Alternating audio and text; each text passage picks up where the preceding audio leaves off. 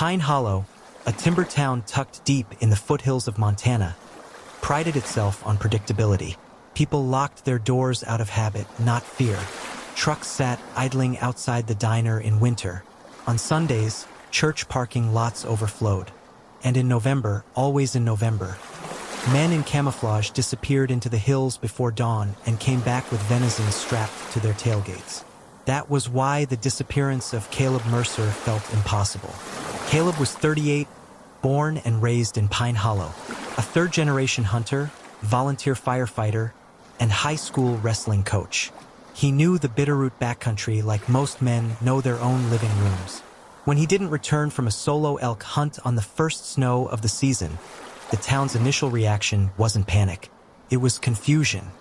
"He'll walk out," his wife, Erin, told deputies that first night, standing stiffly on her porch.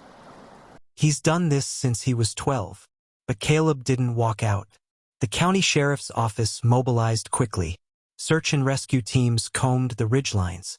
Drones swept the ravines. Dogs tracked Caleb's scent from his parked truck 3 miles up Black Elk Ridge to a narrow drainage gully, and then lost it abruptly near a granite outcropping. His rifle was found propped carefully against a tree. His pack lay unzipped. There was no blood, no sign of a struggle. Investigators initially leaned toward a random act of violence. The hunting season drew outsiders, men from out of state, sometimes drinking, sometimes territorial. Perhaps Caleb had stumbled across the wrong person. Confrontation. A body concealed in the vastness of the forest. But the more deputies interviewed locals, the less that theory held. Pine Hollow did not believe in outsiders. It believed in its own. Caleb had the reputation of steadiness. Married 17 years. 2 kids. Mason, 14, and Lila, 9. No criminal record. No gambling debts. No bar fights. But digital forensics told a different story. Caleb had a second phone. It was found in the glove compartment of his truck, powered off. The device contained months of encrypted messaging with someone saved under the name Ridgeline. The tone of the messages was intimate, urgent. There were photos, selfies Caleb had never sent to Erin.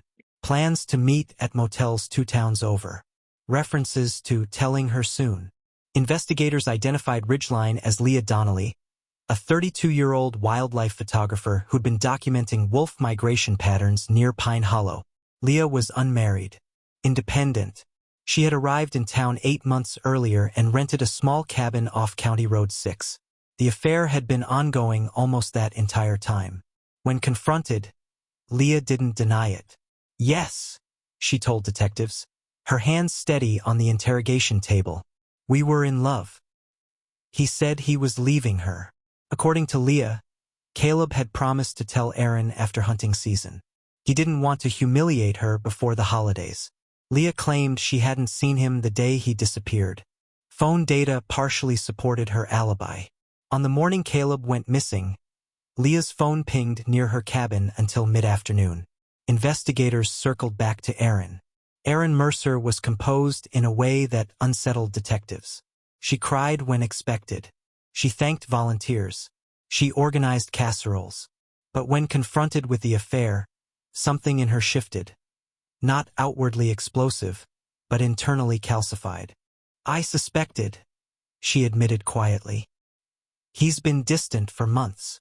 Financial records revealed another layer.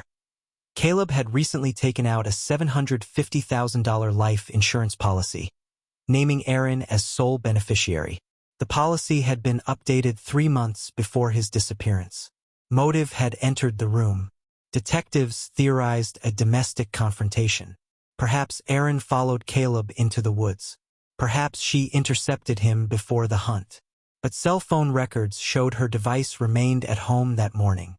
Neighbors saw her loading the kids into the car for school. No forensic evidence tied her to the ridge. The case stalled until the snow melted. In early April, hikers discovered human remains wedged in a crevice below the granite outcropping where the search dogs had lost Caleb's scent.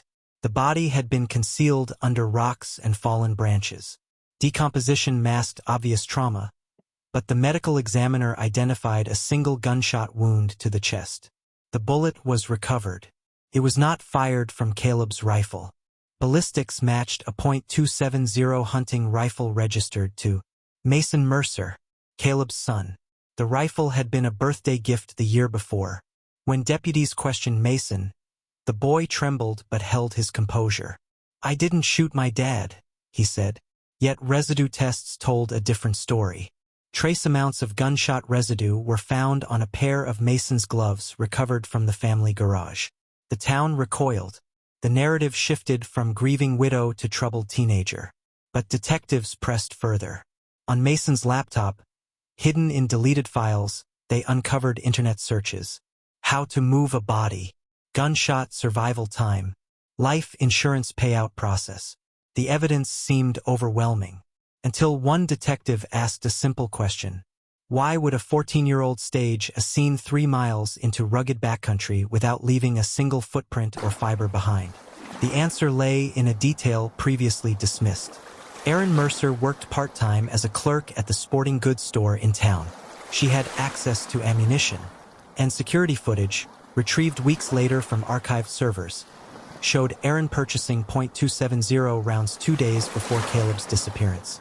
Rounds inconsistent with the ammunition Mason typically used.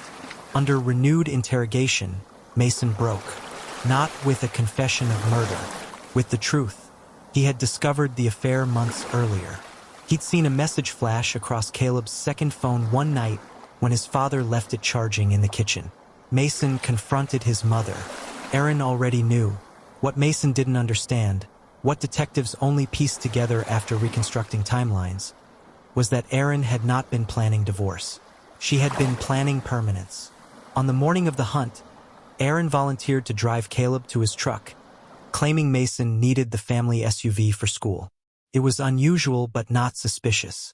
At the ridge, before Caleb hiked out, Erin told him she knew about Leah. According to forensic reconstruction and later testimony, an argument escalated. Caleb admitted he intended to leave after the season. Erin shot him at close range. She then drove back down, returned home before the children woke, and sent Mason off to school. That night, she manipulated her son. She told him she had followed Caleb to confront him and found him already dead, killed by someone unknown. She convinced Mason that if authorities suspected family involvement, they would lose the house, the insurance, everything. Together, under cover of darkness, they returned to the ridge. Mason helped move the body into the crevice, believing he was protecting his mother from a crime she had not committed. The gunshot residue on his gloves came from handling the rifle Erin had used. He thought he was saving her. He had no idea she was the killer. Erin Mercer was arrested and later convicted of second-degree murder. In court, she remained composed. Leah Donnelly left Pine Hollow within weeks of the body's discovery. She never returned. Mason testified against his mother in exchange for immunity. On the stand, his voice cracked only once, when asked if he still loved her. "She's my mom," he said. "I don't know how to turn that off." Pine Hollow never fully recovered. The hunting season came and went the following November, but fewer trucks lined the trailhead. Conversations hushed when the Mercer name surfaced. The illusion of simplicity of knowing your neighbors completely had fractured. Caleb Mercer's disappearance was never the random violence investigators first suspected. It was something quieter, more intimate, a secret carried inside a marriage, detonated in the stillness of the woods.